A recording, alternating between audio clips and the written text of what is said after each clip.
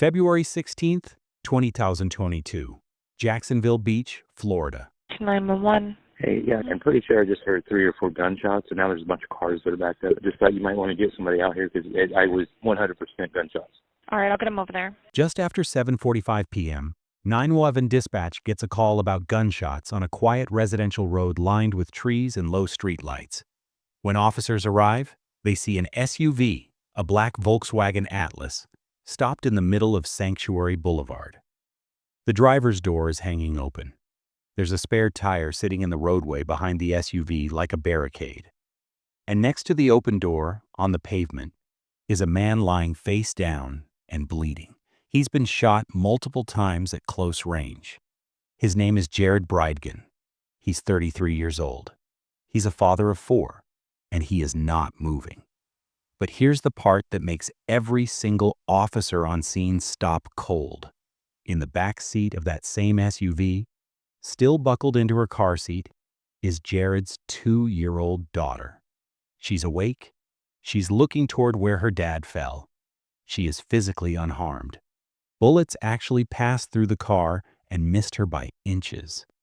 And she's been sitting alone in that car the entire time. The killer walked right up, shot Jared in the street, and left his toddler there in the dark. This was not a robbery. Jared's wallet was still there. His phone was still there. The car wasn't taken. Nothing was taken. Whoever did this didn't want his money. They wanted him gone. From the very first night, detectives say this wasn't a random shooting. It was an ambush. To understand what happened on that road, you have to understand what happened in the hour leading up to it. Jared was doing something completely normal that night. He'd driven from St. Augustine, where he lived with his second wife, Kirsten, and their little kids, up to Jacksonville Beach. He did this trip all the time. It was part of the custody exchange for his older twins. The twins he shared with his ex-wife, Shanna Gardner. He picked up the twins, took them out, spent time with them, and then dropped them off. After that drop-off, he put his 2-year-old daughter, Bexley, in the back seat and started the drive back home. This was a routine dad night. Dinner with the big kids, car ride, home by bedtime. That's it. He never made it home. On his way back, between Jacksonville Drive and Sanctuary Boulevard, Jared comes across something in the middle of the road. A single tire. Just sitting there. It's not shredded. It's not from a crash. It's just placed there in such a way that you cannot drive around it without jumping the curb. Think about that. Late at night, dark stretch of road, you're in dad mode with a toddler in the car. Of course you're going to stop and move it. Jared pulls over, he opens his door, he steps out. And that's when someone opens fire. Multiple shots, close range, fast. Jared collapses next to the driver's door of the SUV. The shooter leaves. The SUV is left running in the middle of the street with a baby strapped in the back. The spare tire wasn't an accident. It wasn't debris. It was bait. Police immediately lock in on that detail because it tells them something very important about motive.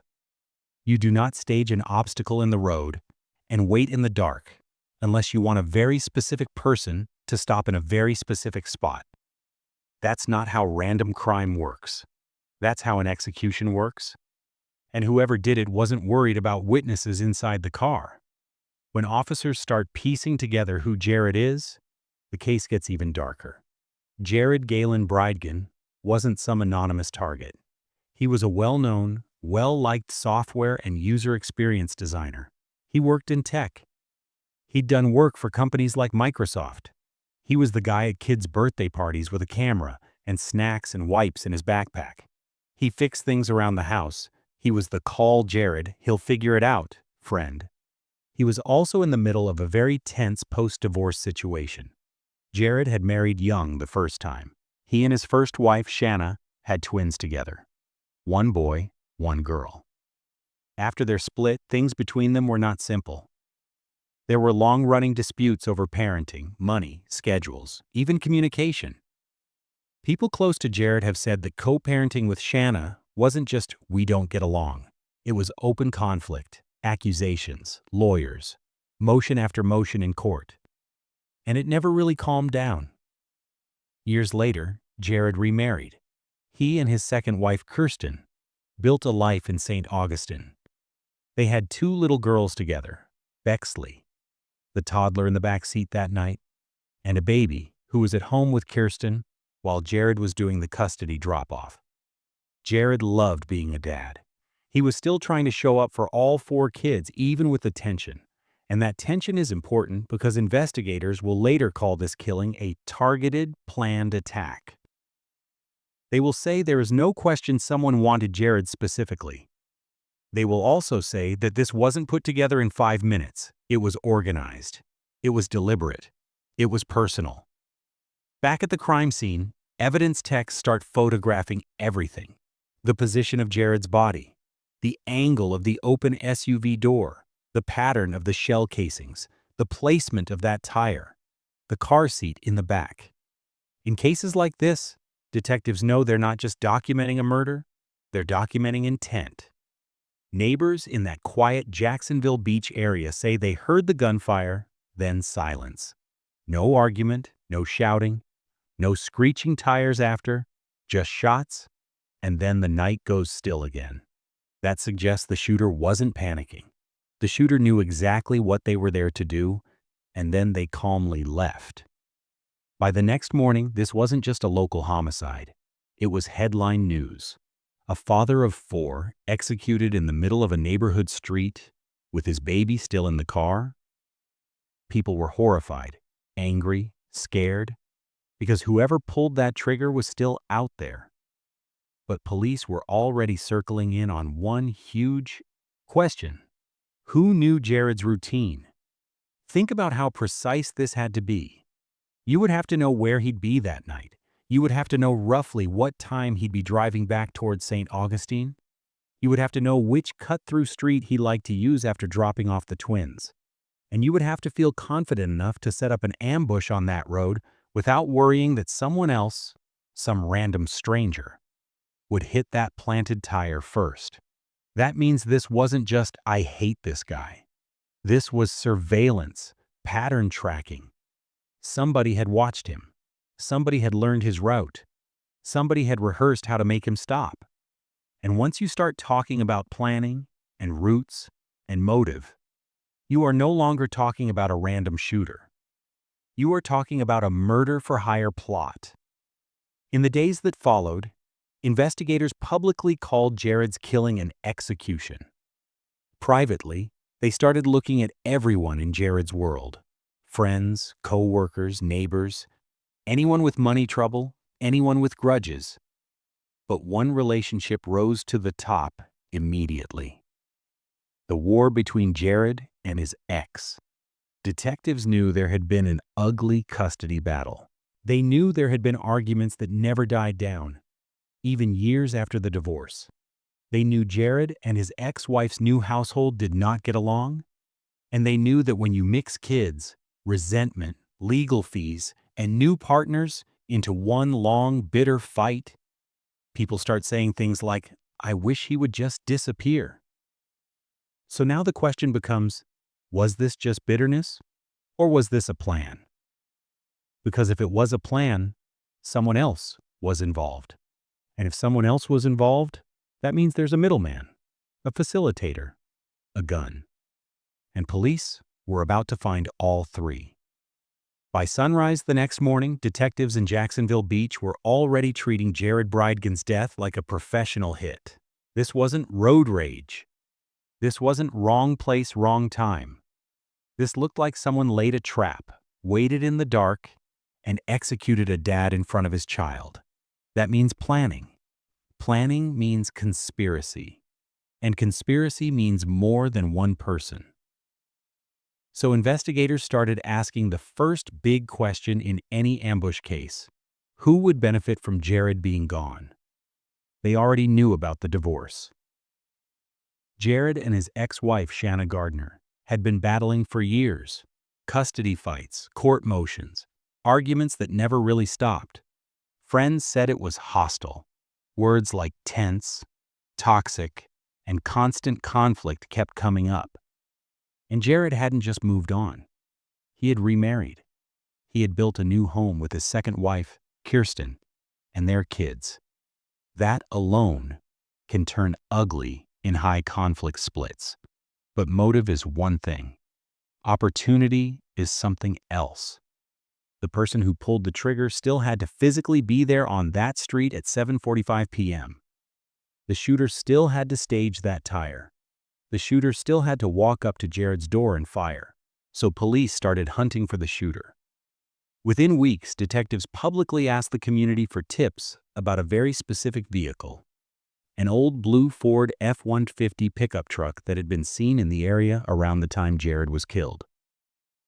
That truck becomes important later, because that truck will lead them to a name. Months passed. The case stayed active, but from the outside it looked cold. No arrests, no suspect named.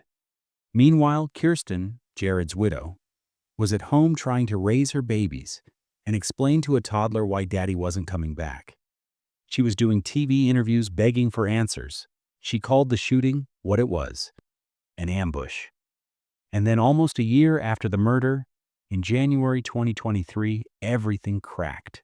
Police announced they had made their first arrest. The man's name, Henry Tenen. He was 61 years old. Not a random teenager, not a rival co-worker. A 61-year-old man with a past record who lived in Jacksonville. He was charged with second-degree murder with a weapon, conspiracy to commit murder, accessory after the fact, and child abuse. Child abuse because of what happened to Jared's 2-year-old daughter. She was left alone in that car surrounded by blood. Now here's where it gets interesting. Investigators did not say, "Case closed." They said the exact opposite. They said Tenen did not act alone. Why would they say that publicly, unless they already knew who else was involved? Detectives started laying out what tied Tenen to this case. First, his phone. Records showed Tenen's phone pinging in the Jacksonville Beach area the night Jared was killed. So he was in the zone that night. Not proof by itself, but not great for him either. Second, his truck. Guess who was known to drive an old blue Ford F-150? The exact model police had been asking the public to help them find. The same style pickup spotted in surveillance near the ambush route. Third, his money. When police dug deeper, they found several handwritten checks that had been deposited into Tenen's bank account in the months after the murder. Tens of thousands of dollars total. Those checks did not come from Jared. They did not come from Jared's wife. They came from someone else. And that someone else is the bridge to the next suspect. Because buried in Henry Tenen's life was a weird detail. The house he'd been renting, the property owner, a man named Mario Fernandez Saldana. Mario wasn't random at all. Mario was married to Jared Bridegan's ex-wife, Shanna. Let's stop and sit with that for a second. Detectives are now looking at Jared, the victim, Shanna, the ex-wife in the ongoing custody war, Mario, Shanna's new husband, and Henry Tenen, an older guy who rents a place from Mario.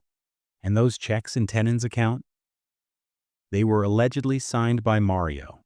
At this point, investigators are basically drawing a triangle. Jared, Shanna, Mario, Tenen. Phone records made that triangle look even tighter. According to investigators, in February 2022, so in the same month Jared was murdered, there were 35 calls between Mario Fernandez Saldana and Henry Tenen. In March, about 30 more calls. Even months later, the calls kept going. That's not two strangers. That's communication. If you're a detective, you're thinking, why are the guy married to the victim's ex-wife and the guy who owns the blue pickup talking this much right after the murder? And so, just 2 months after Tenen was arrested, police made arrest number 2. In March 2023, officers took Mario Fernandez Saldana into custody. Mario was charged with first-degree murder, conspiracy to commit murder, solicitation to commit a capital felony, and child abuse. Prosecutors made their position extremely clear. They said their investigation revealed one direct link between Jared Bridegan and Henry Tenon, and that link was Mario. Translation: Mario didn't just know Henry. Mario was, allegedly, the connection, the one arranging, the one paying. The story prosecutors began to outline sounded like this. Jared Bridegan is the target. Mario is allegedly involved in planning how to get rid of him. Henry Tenon is allegedly the trigger man who actually carried it out. And the motive? Prosecutors pointed straight back to the years-long war between Jared and his ex over custody, money, and control. But even after Mario's arrest, police still did not say done, because in their view, there was someone else in this puzzle, someone who had the deepest motive of all. That brings us to August 2023. That's when police arrested Jared's ex-wife, Shanna Gardner. Shanna was picked up across the country, in Washington state. She had moved there with the twins after Jared was killed. She fought extradition at first, tried to stay out of Florida, but was ultimately brought back to Duval County to face charges. Her charges matched Mario's: first-degree murder, conspiracy to commit murder, solicitation to commit a capital felony, and child abuse. And prosecutors said something very direct in that announcement. They said this murder was cold, calculated, and premeditated. They said it was not spontaneous. They said it was planned with intent. They also said something else. They would be seeking the death penalty against both Mario Fernandez Saldana and Shanna Gardner. So now, less than 2 years after the shooting, here's where the case stands. Henry Tenon, the alleged trigger man, is arrested first. Then he agrees to cooperate. He takes a plea deal. He pleads guilty to second-degree murder. He admits involvement in Jared's killing, and he agrees to testify about who else was involved. Then Mario is arrested. Then Shanna is arrested. The prosecution theory is now out in the open. This wasn't just a shooting. This was a murder-for-hire plot. According to what investigators say Tenon told them, the plan didn't even start as a quick ambush. At first, it was supposedly supposed to be a kidnapping. Jared would be taken somewhere else and killed away from the neighborhood. But that plan changed fast. Detectives say there was urgency, pressure, a timeline. They say there was even talk that if this didn't get done, a marriage would fall apart. And just days after that, alleged pressure was put on. Jared was dead in the street. Prosecutors also pointed to messages and statements going back years. Things Shanna allegedly said about Jared, like wanting him gone, or wishing he could just get a lethal injection. They're using that to paint a picture of motive and mindset, not just anger in the moment, but a long, burning hatred. Now pause. Shanna's defense says she's innocent. Mario's defense says he's innocent. Both of them have pleaded not guilty. Their attorneys say there's no direct evidence that Shanna herself contacted Tenon, and they argue this entire case is built on a guy, Tenon, who is trying to save himself by blaming others. But from the state's side, the picture is simple. You have a bitter custody war. You have money. You have a man willing to pull a trigger. You have a staged trap in the road. You have a 2-year-old left sitting in a car seat watching her father die. And the state is calling it exactly what it looks like, an execution for hire. The way this case moved after those arrests is where it stops being true crime and starts feeling like a thriller. Because once police had Henry Tenon in custody, the older man tied to the blue Ford pickup, he didn't just sit in jail and keep quiet. He flipped. He admitted he was involved in the murder of Jared Bridegan. He admitted this wasn't random. And then he did the one thing prosecutors love and defense attorneys hate. He agreed to talk. According to investigators, Tenon didn't describe a bar fight that spun out of control. He described a job. The plan, he said, wasn't just go shoot this guy whenever. It was structured. There were conversations. There was an objective. There was pressure. He even said the original idea wasn't supposed to look like what actually happened. At first, it was supposedly going to be a kidnapping. Let that sink in.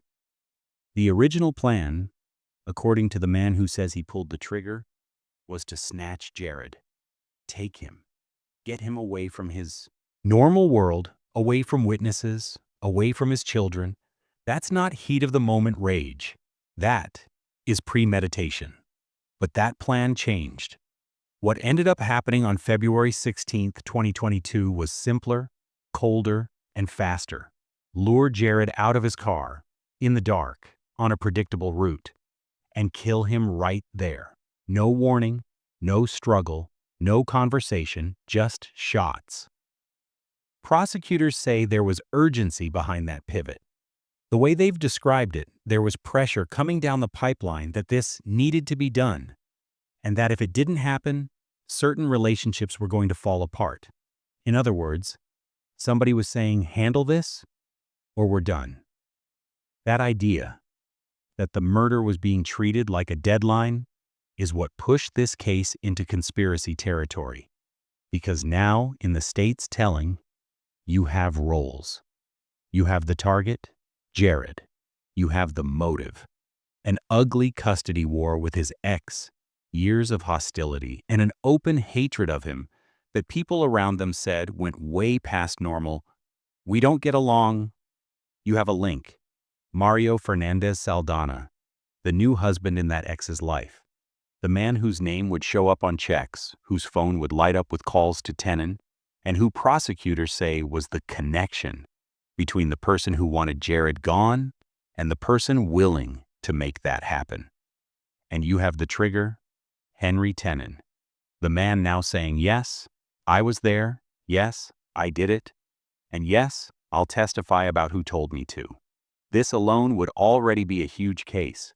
Murder for hire with a child sitting in the back seat? That is the kind of case prosecutors build a career on. But it got bigger. When Mario Fernandez Saldana was arrested, the charges weren't just you helped. He was hit with first-degree murder, conspiracy to commit murder, solicitation to commit a capital felony, child abuse. Child abuse because Jared's 2-year-old daughter was left in the SUV seconds after her father was shot to death, surrounded by blood, strapped in, defenseless. The state is saying, if you plan a hit knowing a baby will be there to watch her father die, we're charging you for that too.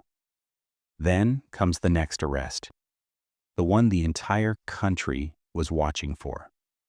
In August 2023, police finally moved on Jared's ex-wife, Shanna Gardner. When she was arrested, she wasn't even in Florida anymore.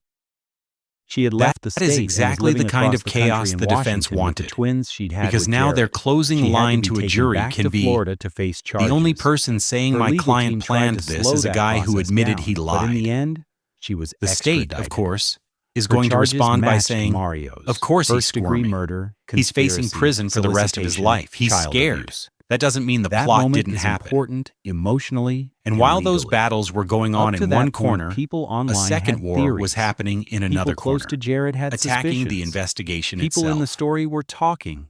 Shauna's was lawyers mostly started whispers. pointing fingers at The police. second Shanna was charged, They accused detectives it of wasn't lying, whispers of anymore. shading testimony, Now the of state mishandling the case. Florida was saying, on the record, in court, we believe this mother helped plan the execution of her children's father. Prosecutors also made a huge announcement with those charges. They would be seeking the death penalty against both Shanna Gardner and Mario Fernandez Saldana. That tells you how the state views this crime. Death penalty cases are rare. You don't go for that unless you think you can paint the murder as especially cruel, calculated, and cold. Here, the state has a built-in argument. A father was ambushed in front of his toddler, and the people who allegedly set that up are the people who were supposed to be co-parenting with him. So what is the state's picture of motive? They point back years before the murder. They point to the divorce. They point to the custody battle. They point to Shanna and Jared's long, bitter fight over money. parenting time, control, and lifestyle. Prosecutors say this wasn't a breakup where two adults moved on and everyone stayed civil for the kids. They say this was war. They say it was hate. In court, detectives have testified about things Shanna allegedly said long before 2022. We're talking way back, as early as 2015. According to police, she told a friend she wanted Jared gone. She allegedly said she'd love to see him get a lethal injection. She allegedly said, "I'm not even joking, I want him gone." If you're a prosecutor, those are not just spicy texts. Those are motive exhibits. They set a tone. This wasn't sudden. This was a desire that lasted for years. The defense obviously hates this framing. From Shanna's side, her lawyers say, you can't jump from "I'm angry" to "I ordered a hit." They argue there's no direct communication between Shanna and Henry Tenon. No phone logs, no messages, no "go do this" text. They call this whole thing an attempt to stretch the ugliest parts of a divorce into a death penalty case. Mario's defense is similar. They point out that cooperating witnesses, like Tenon, have every reason to say whatever prosecutors want to hear because it keeps them alive and out of a needle. And honestly, that is how these cases fight in court. The state stands up and says, "We have a hitman telling you how it went down." The defense stands up and says, "Yeah, and that hitman would also tell you Santa Claus paid him if it means he gets 15 years instead of lethal injection." Meanwhile, sitting in the middle of all of this is Jared's widow, Kirsten. Remember her. Because while law enforcement was chasing phone records, bank records, and everyone's alibis, Kirsten was trying to hold a family together that had just had its spine ripped out. She's the one who had to tell a toddler that daddy's not coming back. She's the one who had to deliver Jared's next baby without him there to hold her hand. And she's the one who had to watch the two oldest kids, the twins from Jared's first marriage, get moved across the country after the murder, out of Florida, out of reach. In interviews, she talked about how heartbreaking that was. Losing her husband was already unbearable. But then, on top of that, the twins, the kids Jared died loving and fighting for, were suddenly just gone from their lives. That damage isn't theoretical. It's not emotional in the abstract. It's daily reality. She said there were nights when her 2-year-old would wake up and ask, "Where's Daddy?" And what are you even supposed to say to that? Daddy got ambushed in the street because adults in your world couldn't stand being in court with him anymore? How do you say that to a toddler? So while this case built like a movie, mystery shooter, money trail, surprise arrests, murder for hire, there is this other layer that never left: 4 kids. 4 kids who don't get their dad back. 2 of those kids had to watch their entire world get split into before and after, and then get told their mom might have helped make after happen. And here's where everything is as of right now. Henry Tenon has pleaded guilty to second-degree murder and admitted he was the gunman. He's cooperating and is set to testify. He was sentenced to 15 years. Mario Fernandez Saldana is charged with first-degree murder and other felonies. He has pled not guilty. He's facing the death penalty. Shanna Gardner is charged with first-degree murder and the same conspiracy and solicitation counts. She has pled not guilty. She is also facing the death penalty, and prosecutors say they're not backing down. The state's position is simple. This wasn't chaos. This wasn't impulse. This was arranged. This was planned. This was bought. And this was carried out with a 2-year-old in the back seat. After the arrests, this case didn't calm down. It actually got louder, because once you charge someone with first-degree murder, and not just anyone but a mother and her new husband, you don't just walk into court, sit down, and say, "Ready for trial." You get war. And that is exactly what happened next. The legal fight around Jared Bridegan's murder turned into its own battlefield. Let's start with the state. Prosecutors said this was simple. Jared Bridgen was the target of an organized paid hit. They said the people behind that hit were his ex-wife, Shanna Gardner, and her then-husband, Mario Fernandez Saldana. They said the man who actually pulled the trigger was Henry Tenon, an older man who rented from Mario, stayed in contact with Mario, and suddenly had thousands of dollars from Mario showing up in his bank account after the murder. They said this wasn't spontaneous. It was planned, deliberate, cold. They called it an execution. And then they dropped the hammer. They said they were going for the death penalty against Shanna and Mario. Right away, defense attorneys understood what that meant. Death penalty cases are different. Everything becomes a fight because now it's not just, will my client go to prison? It's, will my client live? So Shanna's team and Mario's team both went on offense. Their strategy had two main parts. Part 1, attack the story. Part 2, attack the people telling it. On the story side, the defense said, hold on, you're claiming this is a murder-for-hire plot. But where is the direct proof that Shanna herself hired anyone? Where is the message saying, do it tonight? Where is the call from her to the shooter? They argued that there is no text, no call log, no voicemail, no smoking gun recording where she's giving the order. They said the state is trying to stack years of divorce anger and turn that into capital murder. Then they went after motive. Prosecutors had pointed to things Shanna allegedly said years before the killing. Stuff like she wanted him gone, and even that she'd love to see him get a lethal injection. They were using that to show hatred, like she wasn't just mad last week. She'd been fantasizing about Jared being out of the way for years. Defense attorneys came right back with basically venting. During a nasty divorce is not a signed murder contract. They painted those old statements as emotional trash talk, not literal assassination orders. Mario's side made a similar move. They said, okay, yes, Henry Tenon rented a property from Mario. Yes, they spoke. Yes, there's money. But that does not prove we sat down and planned a killing. They said the entire Mario is the link theory hinges on one very flawed human being, Henry Tenon. And that brings us to the other part of the defense playbook, destroy the witnesses. Henry Tenon is the confessed gunman. He's the person prosecutors say physically shot Jared. He's the one who said, yes, I was there. Yes, I pulled the trigger. Yes, I'll testify against the others. That is devastating testimony, if the jury believes him. So both defense teams started chipping away at him. They pointed out that Henry took a plea deal to save himself. He pled guilty to second-degree murder, and the state agreed to drop other charges. Under that deal, he's facing a 15-year sentence instead of dying in Florida's execution chamber. That's huge. Then, in 2025, the case around Tenon got messy. In court, he suddenly started walking back parts of his statements. He hinted that things he'd said earlier weren't fully true and asked for a new attorney.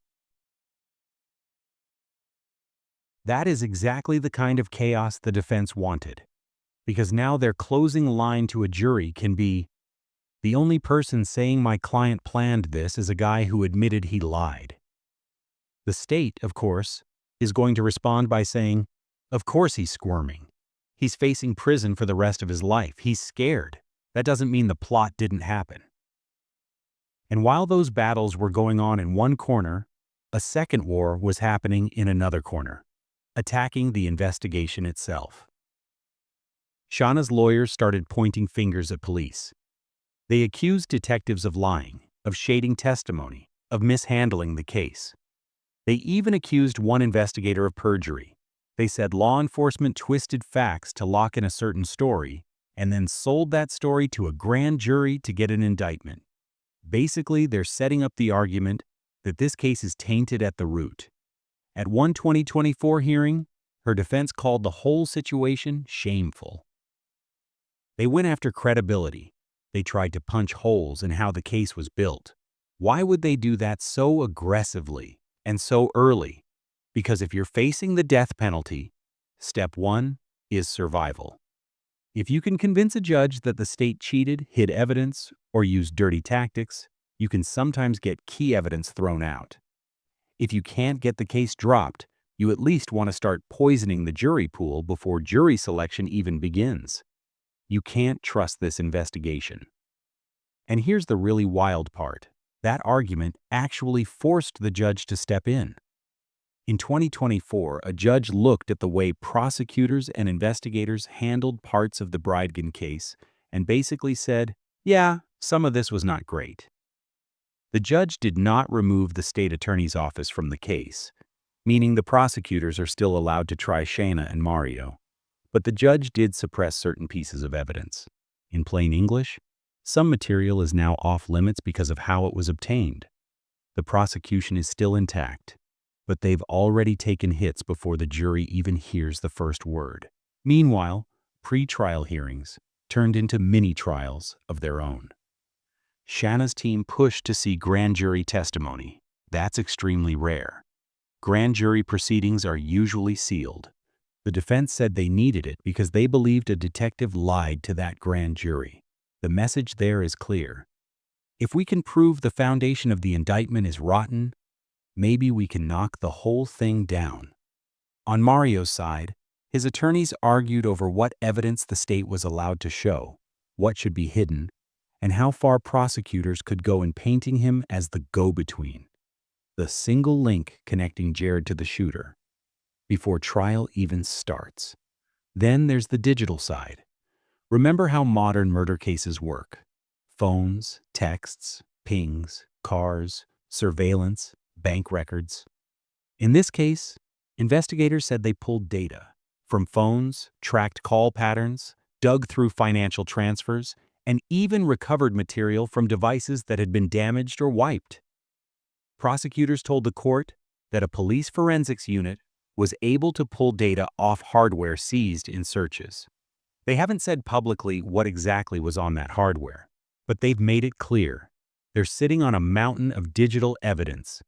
The defense said that mountain is sloppy, over-collected, and in some cases illegally gathered.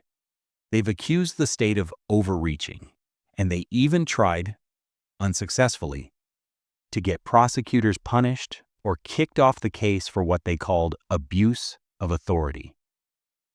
So you can see the shape of the eventual trial already. The state is going to say, we have phone calls, we have money, we have a shooter who says he was hired. The defense is going to say that shooter is unreliable, and the cops cut corners to make a headline case. And while all of that is playing out in hearings, the public is getting to see more and more. In 2025, the state attorney's office actually released body cam footage and interview audio tied to the case. The clips showed parts of the investigation, including officers stopping Mario, questioning him, looking through his truck. You can hear them asking what's in certain bags, asking him to unlock his phone, trying to get cooperation. That footage made it clear that Mario was on law enforcement's radar long before his arrest. To the public, it looked like, yeah, cops were circling this guy. To the defense, it looked like, you've been trying to build a narrative around him from day one. At the same time, Kirsten, Jared's widow, wasn't just sitting quietly in the background. She turned into the emotional center of this story. First, she started speaking out. She did interviews. She said flat out that this was a setup. She said Jared was ambushed. She said this was not random, not a robbery, not a fluke. She wanted people to remember who he was, not just how he died. Then she did something else. She built something. After the murder, their 2-year-old daughter Bexley was taken to a police station with no parents, no diapers, no snacks, nothing. Officers tried to comfort her, but police stations aren't built for toddlers who just watch their dad die. So Kirsten launched the Bridgen Foundation and started creating what she calls Bexley boxes. These are kits for police departments. Little stocked boxes filled with things kids need in crisis: diapers, wipes, sippy cups, blankets, small comfort items. She started getting these boxes placed in law enforcement agencies not just in Florida, but in other states. By 2025, those Bexley boxes had spread around the country, and Kirsten was being recognized publicly by Florida's Attorney General for what she was doing for traumatized children. She took the single worst moment of her life and turned it into something other families could lean on. But even while she was doing that, she was still in court. In early 2025, Kirsten filed a wrongful death lawsuit, a civil suit, against the three people accused in Jared's murder: Shanna Gardner, Mario Fernandez Saldana, and Henry Tenon. In that lawsuit, her side lays it out with zero softness. They call Jared's killing a cold, calculated execution. They accuse Shanna of harboring a deep hatred for Jared and wanting him gone. They talk about conspiracy, planning, and money. She's not just asking for funeral costs or lost income. She's asking a judge to put, in writing, that these people are responsible for destroying her family. The defense immediately asked the court to pause that civil case. Their argument: you can't run a murder trial and a wrongful death suit at the same time. You'll poison the jury pool and force our clients to pick between testifying in civil court or staying silent in criminal court. Eventually, a judge agreed to put that lawsuit on hold until after the criminal trial. And that brings us to where we are heading into the next phase. This isn't a small case anymore. It's gigantic. The judge in charge of the murder trial has already said jury selection alone could involve up to 500 potential jurors. Not 50, 500. That's because this story is everywhere. Everyone has an opinion. Everyone has seen the headlines. Mom accused of hiring hitman to kill Microsoft exec ex-husband in front of their child. On top of that, because prosecutors are seeking death, this trial won't just have guilt and innocence. If there's a conviction, there's a second phase where the same jury has to decide life or death. Originally, the court was aiming to start in October 2025, but lawyers on both sides said they weren't ready. There's too much evidence, too many witnesses, too many recordings, too many financial trails, too many motions. The judge agreed to push it back. As of now, the trial has been delayed again and is scheduled for 2026.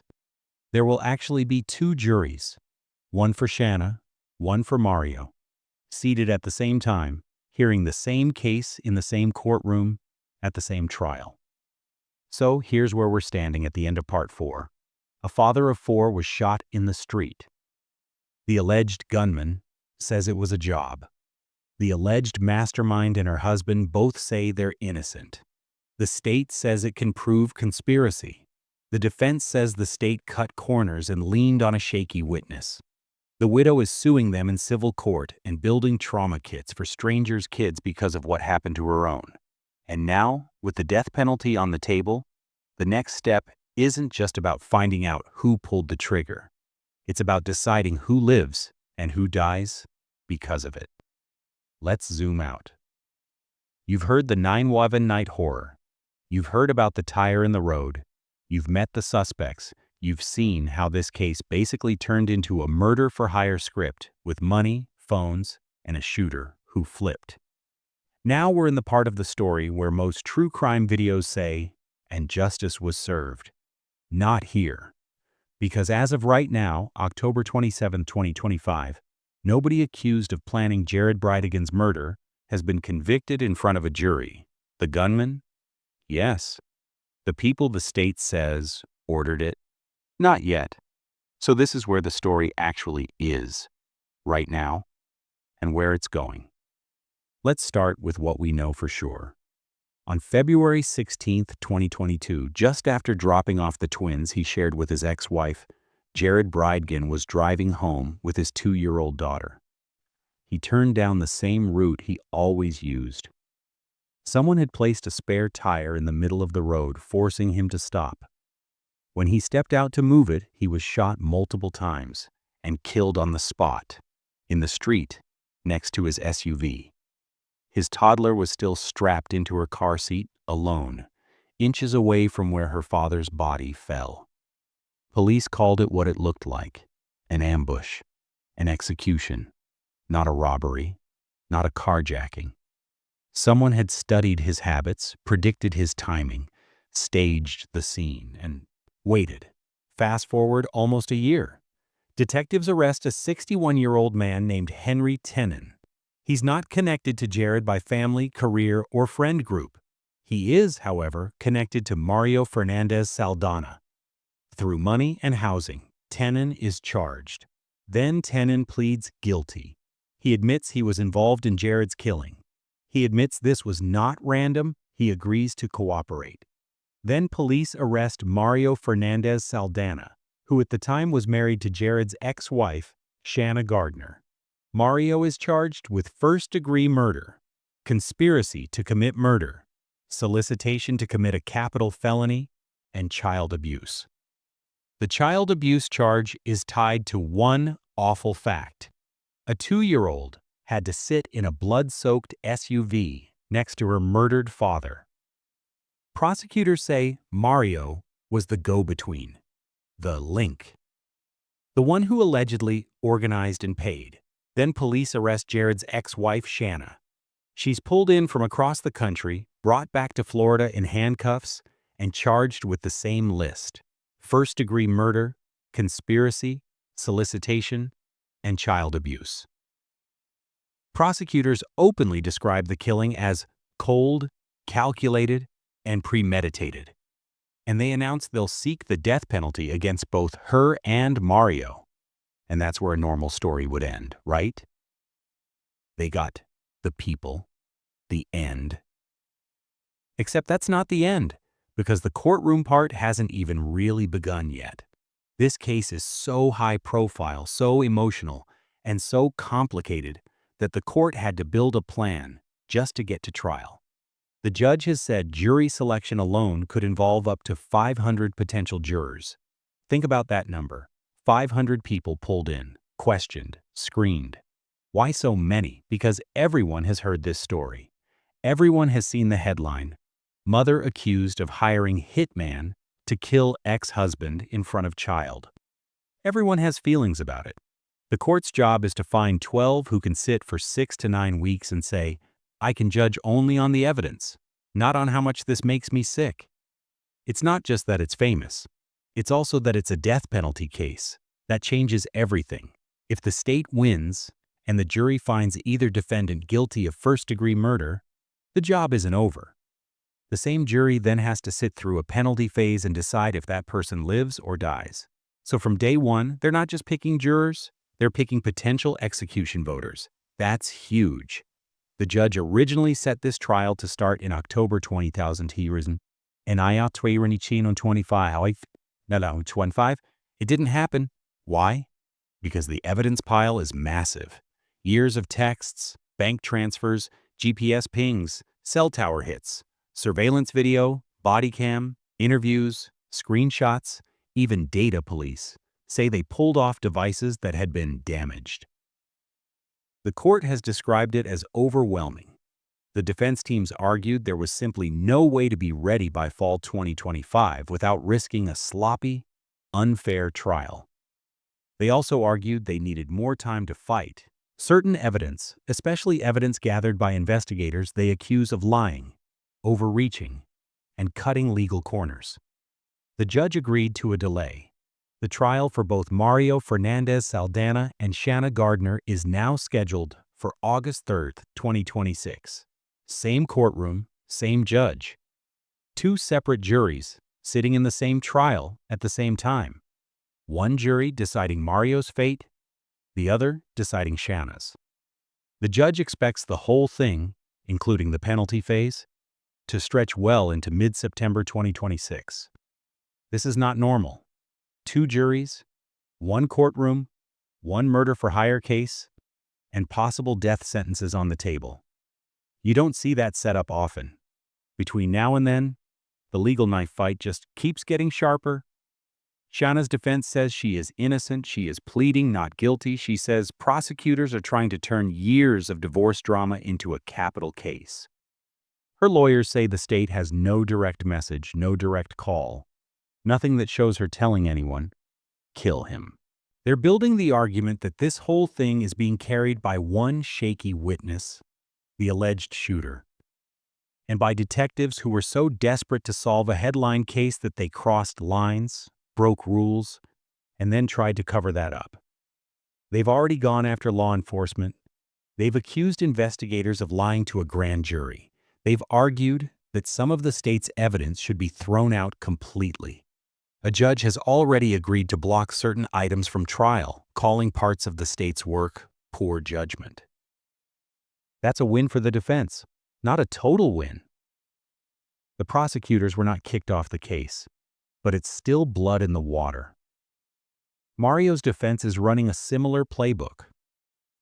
They're trying to separate him from actual planning. They admit he knew Henry Tenon. That part is impossible to deny. Tenon rented a property linked to him, and their phones show dozens of calls around the time of the murder. They can't erase that. So instead, they're going after credibility and intention. They're going to tell the jury, yes, they talked.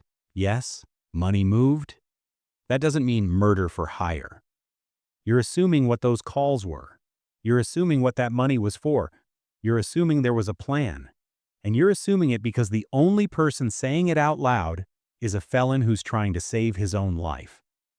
That felon is, of course, Henry Tenon. And here's a twist that could matter a lot. Even after Tenon pled guilty and agreed to testify, he later told the court that parts of what had been said before weren't accurate. He asked for a new lawyer. He pulled back. That's going to be Exhibit A for both defense teams at trial. They're going to stand in front of the jury and say, "You're about to hear from a man who already admitted he lied." The state will counter with, "People try to protect themselves all the time once they realize they're about to sit in front of 12 strangers and say, 'Yes, I killed a man in cold blood.'" That doesn't mean the overall story is false. Basically, the trial is going to be a credibility war. Do you believe the shooter? Do you believe his timeline? Do you believe the money trail? Do you believe the phone calls? Do you believe that this was hate turned into a plan? Or do you believe the defense? That the state took a bitter custody fight, cherry-picked the ugliest texts, leaned on a scared old man, and built a death penalty case out of smoke? While all of this has been happening in court, the human side of this case has been evolving too. Kirsten Bridegan, Jared's widow, has refused to let her husband turn into just that headline guy. She talks about him as a real father, not just a murder victim.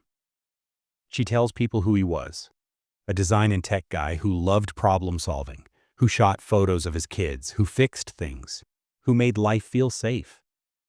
She reminds people that he wasn't in a gang, he wasn't dealing drugs, he wasn't running from anybody. He was literally on a dad errand. Dinner with the big kids, drop off, drive home, bedtime.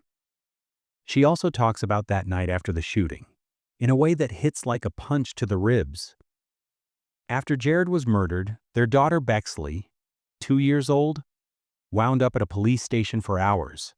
No diapers, no pacifier, no bottle, no blanket. Just strangers in uniforms trying their best to comfort a baby who had just watched her dad get executed. That moment became the origin of something called Bexley boxes. Through the Bridegan Foundation, Kirsten started packing boxes for police departments. Diapers, wipes, snacks, sippy cups, blankets, toys, little comfort things. She started delivering those boxes to law enforcement agencies so the next terrified kid would not sit there with nothing. By 2025, those Bexley boxes weren't just in Florida. They'd spread to at least 17 states. The Florida Attorney General personally honored her for it, giving her a Back the Blue award and publicly promising to get a Bexley box into every law enforcement office in Florida. That's important for 2 reasons. 1, it shows what kind of dad Jared was, because this is literally built in his name. 2, it quietly reminds every future juror that this isn't just some case. This is a father gunned down in front of his baby. Jurors are human. They're going to feel that. And now there's one more layer: civil court. In 2025, Kirsten also filed a wrongful death lawsuit against the 3 people accused in Jared's killing: Henry Tenon, Mario Fernandez Saldana, and Shanna Gardner. In that lawsuit, she doesn't water it down at all. She calls it a cold, calculated execution. She lays out the theory: hate, money, conspiracy. She wants the court to officially hold them responsible for destroying her family. The defendants pushed back and asked the judge to pause that civil case. Their reason was strategic. If that lawsuit moves forward, they either have to answer questions under oath, which could be used against them in the murder trial, or they have to refuse to answer, which makes them look guilty. The judge agreed to freeze the wrongful death suit until after the criminal trial. So that's where things stand heading toward 2026. On one side, the state of Florida, a cooperating shooter who says, "I did it, and I didn't do it alone." Phone data, money trails, call logs, recovered device data, surveillance, a tire in the road, a 2-year-old in a car seat, and a request for the ultimate punishment. On the other side, 2 defendants saying, "We're not guilty." A claim that the cops cut legal corners and poisoned the case. A claim that the star witness is unreliable and self-serving. And a strategy built on poking holes until murder for hire sounds like a story, not a fact. In the middle, 4 kids who lost their dad. A widow who turned her grief into something that's now helping police comfort terrified children all over the country. A courtroom that's about to ask 12 strangers not just what happened on Sanctuary Boulevard, but who deserves to die for it. When this finally goes in front of a jury, that jury won't just be deciding guilt. They'll be deciding legacy. The legacy of Jared Bridegan. Was he the victim of a messy divorce that spun out of control? Or the victim of a calculated hit? The legacy of the accused. Are they innocent parents being railroaded by a desperate prosecution?